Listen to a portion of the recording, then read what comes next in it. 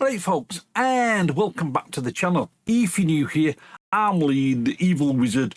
Welcome. And in this video, I'm going to take a quick initial look at and give my initial thoughts on Fender Studio Pro.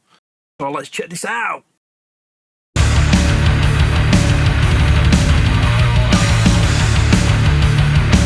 So yeah, a few days ago, I think was it Tuesday? Yeah, sure it was Tuesday of this week. Depending on when you're watching this video anyway.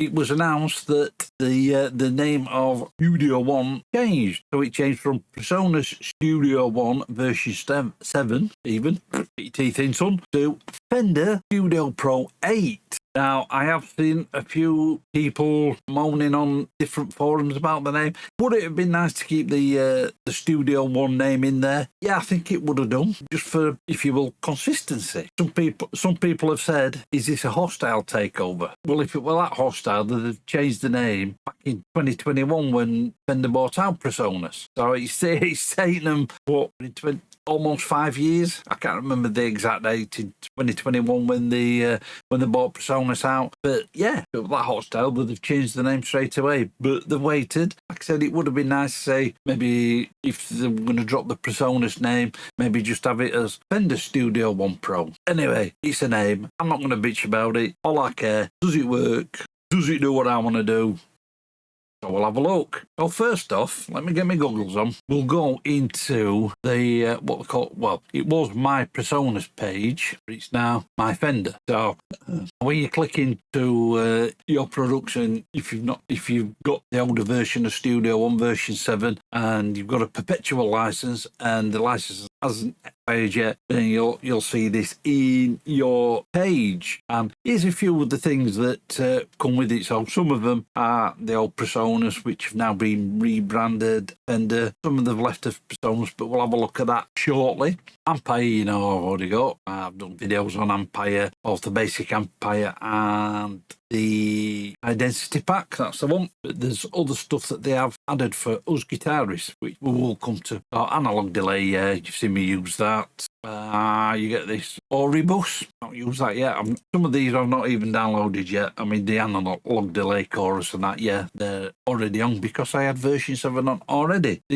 These may have some extra stuff in, I don't know, so I will download these at some point. Now, these aren't all sort of Fender / PreSonus products. There are some third-party stuff on here, like this Dragon Sampler. That's something I've not looked at yet. Whether it's something I'll look into and download and use, we'll see. You get the Eventide Shimmer Verb. I think I've downloaded this on the previous version, but I'll have to have a look. You also get the Eventide Temperance, the light version. I think I've already got this because it was free just before Christmas. Back channel, you've seen me use that a few times. Verb 54th Street Studio 6. That might be an interesting one to have a play about with, especially on drums and maybe some vocals. There's another Fender product. The Lead Architect, that was on the older versions as well. The Mastering the Mix bass room, not sure what that is yet. That's something I've never looked at. Melodic Mintra Galacticon, I'm presuming that's some sort of MIDI VST. You get the native Fender bundle,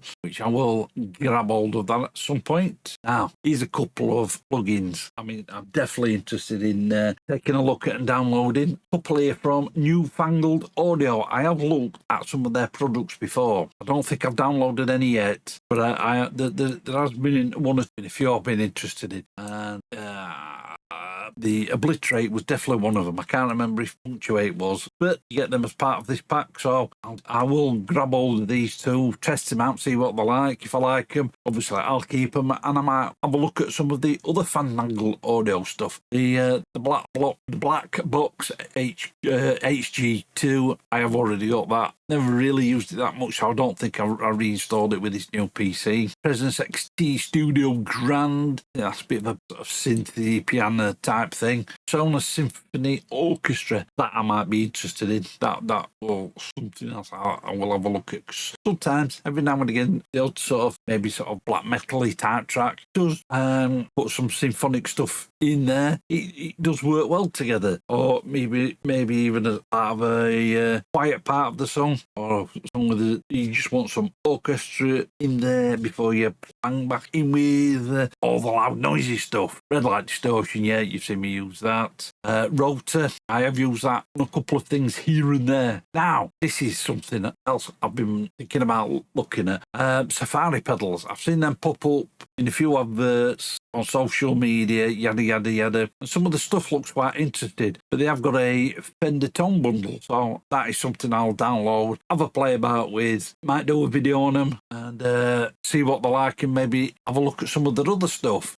Splice, I've not looked at that yet. Sub-Zero bass, don't think that I have got. Oh, obviously I've got that with version 7, but I've not messed about with it at all, I don't think yet. Some music sessions in real time, that's something I'll have a look at, see what that is. Tricomp, I've had a little bit of a mess about with that. A couple of UJam products there, so you've got virtual bassist, a virtual drummer, you get the 70s drums in there, so I thought that might be something to play about with. And vocoder, yeah, that I've already got. So something I'm not messed about with, but I have thought about having a little play about with, see what it does, see what we can do. So take my LBS down. As you can see, I have still got Studio One 7 up there. I've done this right from when I first got into using Studio One in version 4. When I've upgraded to the next version, say 4 to 5, 5 to 6, yada yada yada, I've kept the old version on until I've got used to the new version. So I've done exactly the same here, because you can load them up into a separate folder. So let's load this up. So as you see, it comes up Fender Studio Pro, runs through all the plugins I've got, runs through all its sets, and the start page is basically the same. Now, when I first loaded this up, there was a couple of things I was surprised about and really happy with. When I've done the old versions, obviously your recent files been totally empty, so then you've got to go looking for the files that you've been working on if you want to work on them in the new version. But with this old version, it fetched up all my recent files that I've been working on over the recent weeks and months. It's pretty cool. And another thing I wanted to check out is my templates that I've recently set up. You've seen me do a couple of videos on them recently. When I went into user, yes, they were all there. So I've got my mix template one. Thinking about doing another mix template with either using stock and free plugins. Let me know if you want to see that.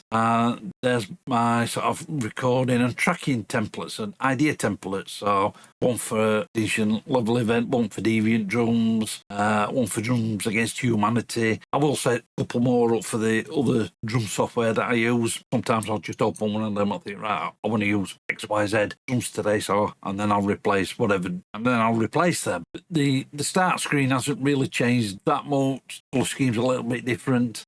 Your little icons are in little boxes now. It's a bit of a cosmetic change, but I think it looks pretty good. So obviously you've got Fender Studio Pro up there now instead of Persona Studio One. Yeah, whatever. And then if you've got all your things in there and all your menus up above. So let's just open a session up. This is a track I'm working on at the minute. As you can see, I was working on this in version 7. So that's the old version in version 7. I thought, let me open this up in this version 8. But as soon as I open it up, save it as a new version, then I can always go back to that version in Studio One 7. If I'd have just saved it as was, then I wouldn't have been able to go back, just in case there was any issues.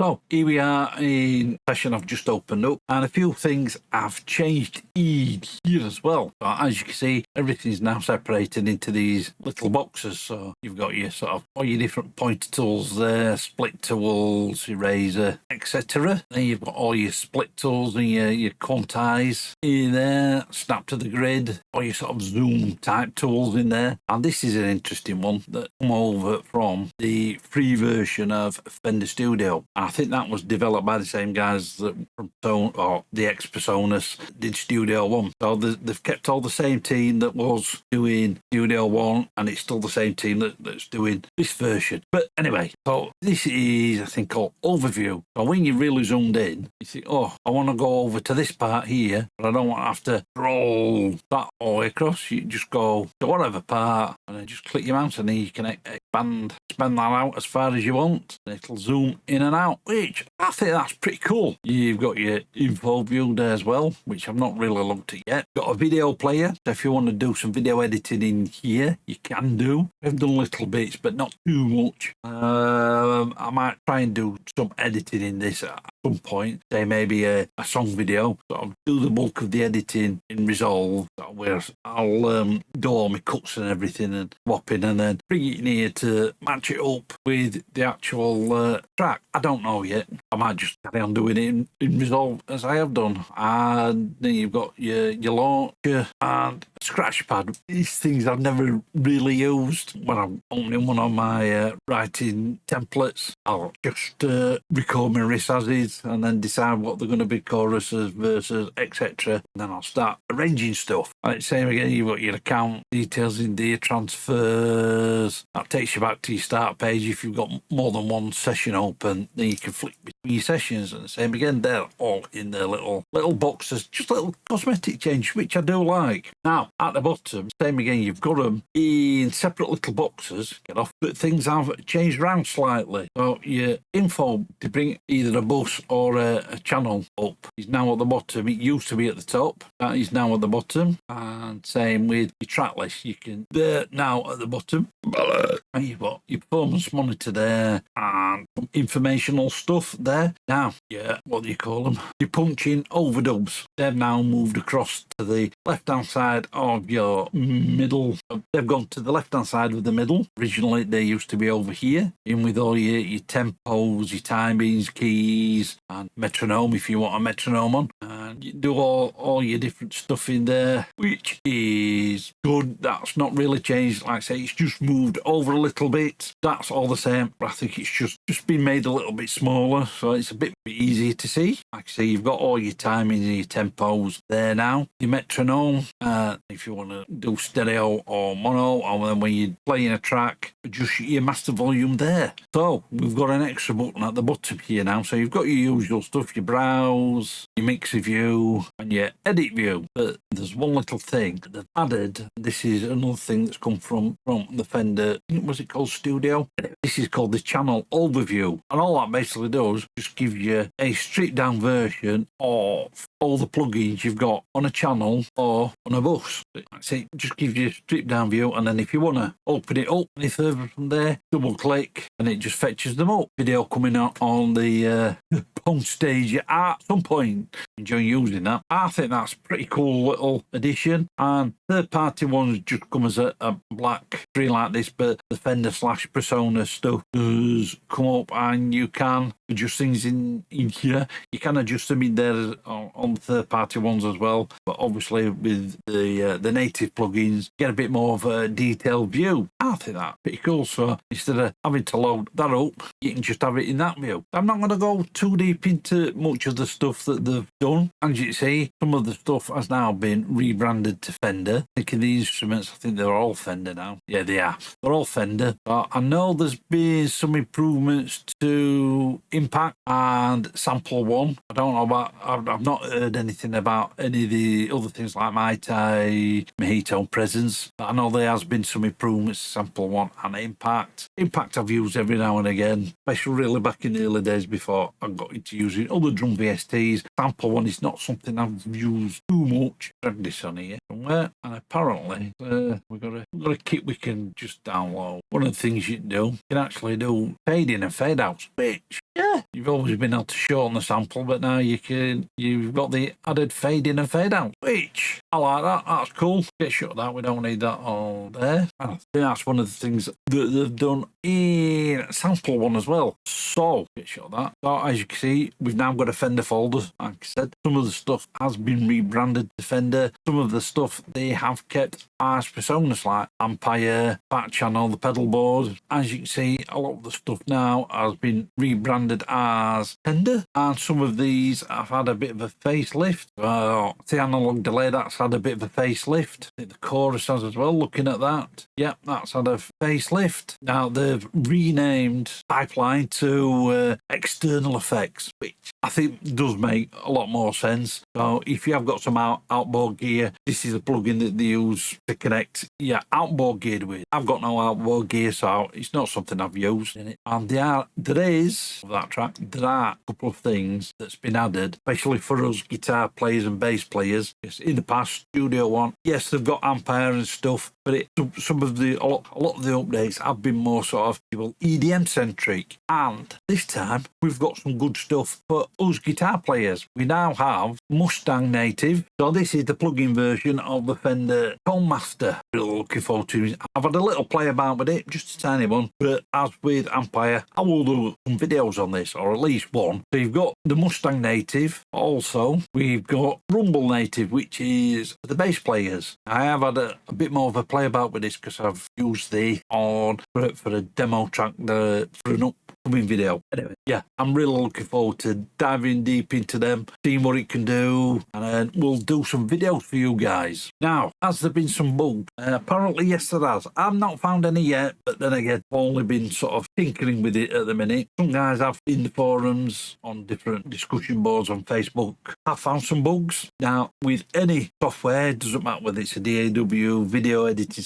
any software, on a new release, yes, they get beta tested and they get most of the bugs ironed out, but with any new release, there's going to be some bugs, and they'll get addressed at future updates. So far, from the bits and bobs of little playing about I've been doing, fetched a couple of older sessions up, they've worked fine. Oh, another thing I forget to show you, another thing that they've changed, you only have to do a single click now to bring your plugins up, which before you had to double click it. Yeah, I think that's a cool thing, but up to now, it's working for me. I'm happy with it. Some of the older sessions I may still open up in version 7. So I've recorded something for another video that'll be coming up around about the 6th of February. Some of you may know what that is now. Yes, I have got an advanced copy of a certain product I've been messing about with. Yeah, I have been messing about with something this week, recorded something. It's worked well.